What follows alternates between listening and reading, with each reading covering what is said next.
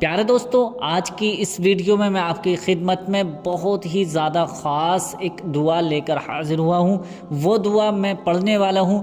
پہلے تو یہ سن لیجئے کہ قرآن شریف ایسی کتاب ہے جس کا پڑھنا بھی ثواب ہے، جس کا دیکھنا بھی ثواب ہے اور جس کا سننا بھی ثواب ہے، اور جس ارادے سے، جس نیت سے قرآن شریف کو دیکھا جائے، پڑھا جائے یا سنا جائے، اللہ رب العزت اس کے ہر ارادے کو پورا فرما دیتا ہے، ہر مقصد کو پورا فرما دیتا ہے، ہر بگڑے کام بنا دیتا ہے۔ تبھی لوگ قرآن شریف کی تلاوت کیا کرتے ہیں، قرآن شریف کو مصیبتوں میں پڑھا کرتے ہیں، قرآن شریف کو مصیبتوں میں سنا کرتے ہیں، اور قرآن شریف کو زیادہ سے زیادہ اپنے گھر میں سنتے ہیں تاکہ ان کے گھر کی پریشانیاں دور ہو جائیں۔ کوئی شخص جس تمنا، جس مراد اور جس حاجت، جس مقصد کے لیے اس کو سن لیتا ہے، اللہ رب العزت اس کے ہر مقصد کو پورا فرما دے گا، اللہ رب العزت اس کی تمام پریشانیوں کو دور فرمائے گا۔ آج یہ دعا میں آپ کی خاص آپ کے لیے لے کر حاضر ہوا ہوں۔ میرے پیارے دوستو، اس دعا کو ضرور سن لیجئے گا۔ یہ دعا اتنی زیادہ اثردار اور اتنی زیادہ طاقتور ہے کہ کوئی شخص اس دعا کو سنتے ہی سنتے دل میں ارادہ کر لے جس چیز کا، تو اللہ رب العزت اس چیز کو اس کے سامنے رکھ دے گا، اللہ رب العزت اس کی وہ چیز پوری ہو جائے گی، اس کا ہر مقصد پورا ہو جائے گا۔ پیارے دوستو، وظیفہ، اس کا طریقہ کیا ہے؟ کیونکہ بہت سے بھائی بہن طریقہ سنتے نہیں ہیں اور یہ صرف اور صرف وظیفہ سن لیتے ہیں، اور وہ جلد بازی کی وجہ سے وہ جلد وظیفہ کر لیتے ہیں، اور وہ چاہتے ہیں کہ ایک ہی دن میں ہمیں اثر میں ہو جائے، ایک ہی دن میں ہمیں رزلٹ مل جائے، اور ایک ہی دن میں ہماری حاجت پوری ہو جائے، ہماری تمنائیں پوری ہو جائیں، ہمارے مقصد پورے ہو جائیں۔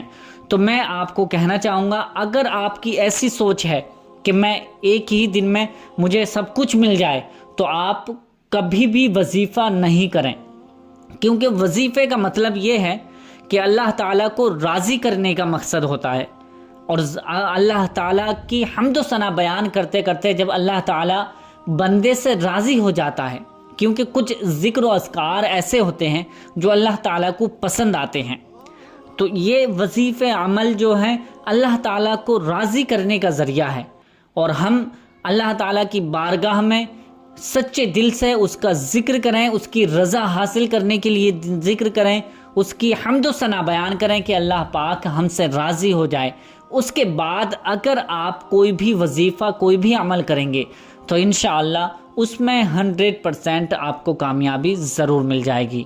تو یہ ضروری ہے کہ آپ کو اپنے مقصد کے لیے نہیں، صرف اور صرف اللہ کی رضا کے لیے وظیفہ عمل کریں، پھر اس کے بعد اپنے دل میں تمنا رکھ لیں اور اپنے مقصد کے لیے دعا کریں، کیونکہ اللہ رب العزت کو کسی بھی دعا یا کسی بھی قرآن شریف یا قرآن شریف کا ذکر کرنے والے، اللہ کی حمد و ثنا بیان کرنے والے جو لوگ ہیں، وہ کچھ لوگ یوں سمجھتے ہیں کہ اللہ تعالیٰ کو اس سے فائدہ پہنچتا ہے۔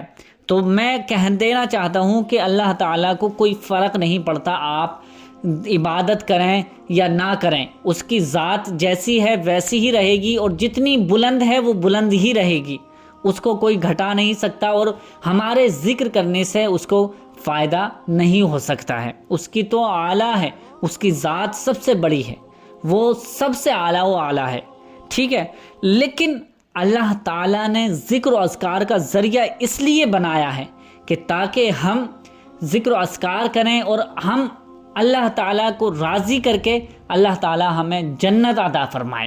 وہ اپنے بندوں سے اتنی محبت کرتا ہے، وہ چاہتا ہے کہ میرا بندہ مجھے راضی کرے، اللہ تعالیٰ چاہتا ہے کہ میرا بندہ حمد و ثنا بیان کریں تاکہ میری رحمت اس بندے کو معاف کر دے اور اس کو جنت کا فرمانا میں سنا دوں۔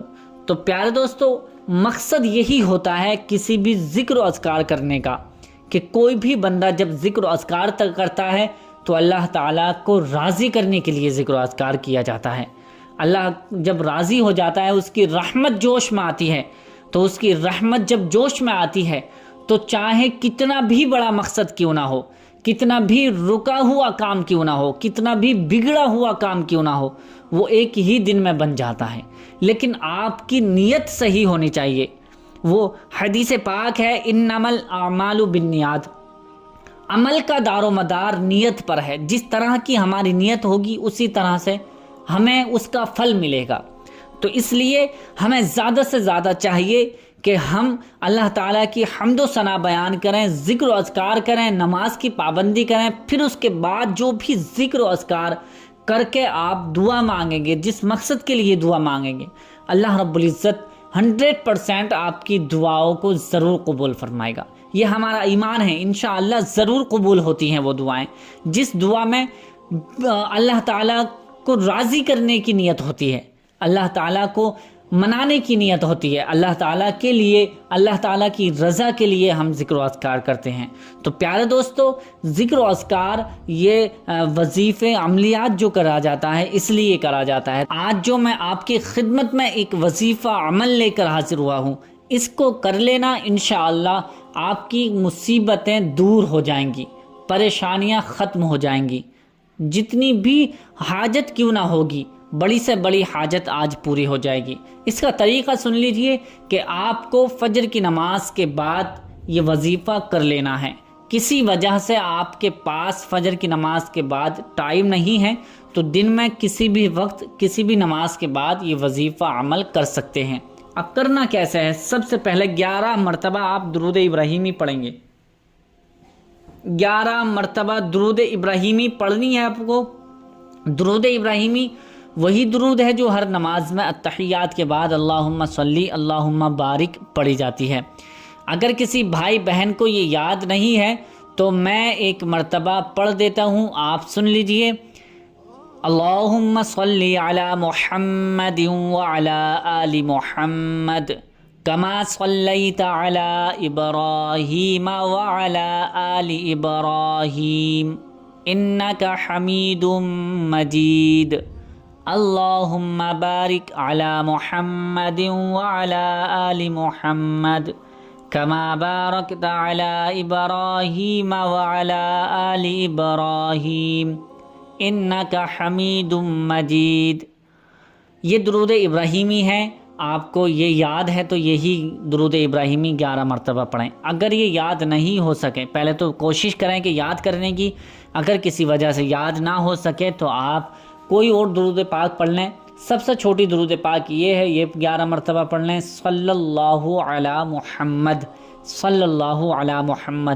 یہ 11 مرتبہ درود پاک پڑھنے کے بعد آپ کو اللہ پاک کے یہ 3 نام ملا کر 3 تسبیح پڑھنی ہے، یعنی 313 مرتبہ آپ کو پڑھنا ہے۔ یا نافع یا کافی یا مالک، یا نافع یا کافی یا مالک، یا نافع یا کافی یا مالک، یا نافع یا کافی یا مالک، یا نافع یا کافی یا مالک۔ اس طرح سے آپ کو تینوں نام ملا کر پڑھنی ہے۔ یہ وہ وظیفہ ہے جس کو میرے نبی صلی اللہ تعالی علیہ وسلم نے اپنے صحابہ کرام کو بتایا تھا۔ تو آپ اس وظیفے کو کر کے اس طرح سے پڑھ لیں۔ اگر ہو سکے تو آپ سونے سے پہلے بھی یہ وظیفہ عمل کر سکتے ہیں، کسی بھی وقت یہ وظیفہ کر لیں، کوئی حرج نہیں ہے، لیکن بہتر ہے کہ آپ فجر کی نماز کے بعد یہ وظیفہ کریں۔ آپ کو 313 مرتبہ 313 ٹائمز آپ کو یہ تینوں نام اللہ پاک کے ملا کر پڑھنے ہیں۔ پھر اس کے بعد 11 مرتبہ درود پاک پڑھنی ہے جو آپ نے پہلے درود پاک پڑھی تھی۔ یہ وظیفہ مکمل ہو جائے گا۔ اب یہ وظیفہ جیسے ہی مکمل ہوگا آپ اپنے ہاتھوں پر دم کریں، دونوں ہاتھوں پر دم کریں اور اپنے اوپر پھیر لیں، اپنے چہرے پر پھیر لیں، اپنے بدن پر دونوں ہاتھوں کو پھیر لیں۔ جس طرح سے مالش کی جاتی ہے اس طرح سے کپڑوں کے اوپر سے ہی آپ اپنے ان ہاتھوں کو پھیر لیں۔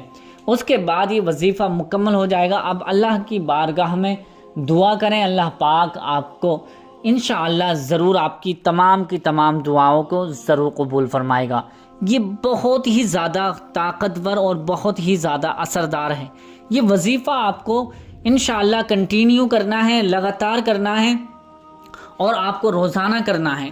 کم سے کم آپ 3 دن کریں، پھر 5 دن 7 دن 11 دن 21 دن اس طرح سے بڑھاتے جائیں آپ، اس کا فائدہ اور اس کا کمال آپ خود ہی اپنی آنکھوں سے دیکھو گے۔ اس کا کرشمہ اتنا زیادہ ہے کہ جو شخص اگر سچے دل سے اس وظیفے کو کر لے، کوئی بھی اس کی حاجت باقی رہے گی نہیں، ہر حاجت اللہ پاک اس کی پوری فرما دے گا۔ تو یہ وظیفہ آپ کو اسی طرح سے کرنا ہے جس طرح سے میں نے آپ کو بتایا ہے۔ امید کرتا ہوں کہ یہ ویڈیو آپ کو بہت زیادہ پسند آئی ہوگی۔ پسند آئی ہے تو اسے لائک کر کے شیئر ضرور کر دیں۔ ملتے ہیں اگلی نئی ویڈیو میں، تب تک کے لیے اللہ حافظ۔